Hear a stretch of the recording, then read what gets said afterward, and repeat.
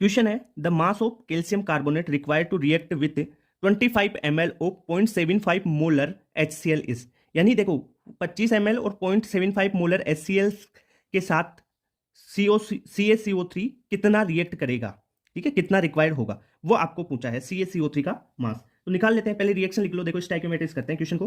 CaCO3 की reaction करवाई आपने किसके साथ में, HCl के साथ, तो 2HCl से क्या बन जाएगा आपका CaCl2 plus CO2 plus H2O।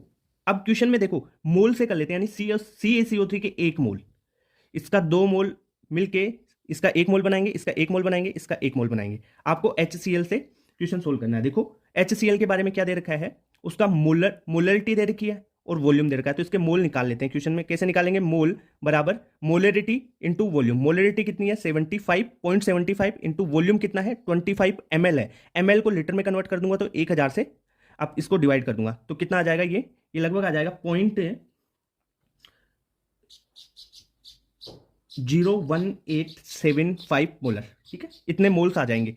ये मोल आ गए किसके, HCl के हैं, ये HCl के। अब मैंने क्या बोला था कि देखो 1 मोल इसका, 2 मोल 1 मोल इसका चाहिए तो उसके लिए 2 मोल ये चाहिए। अब अपने को CaCO3 निकालना है, तो यानी इसके 1 मोल से इसका कितना बनेगा, आधा मोल। कितना चाहिए होगा, बनेगा नहीं, चाहिए होगा कितना, आधा मोल, ठीक है। और इसके इतने मोल के लिए इसका कितना चाहिए होगा CaCO3 का, वही बात है। तो मोल्स ऑफ CaCO3 रिक्वायर कितने होंगे, मोल्स ऑफ HCl बटा 2, तो कितना हो जाएगा 0.01875 बटा 2।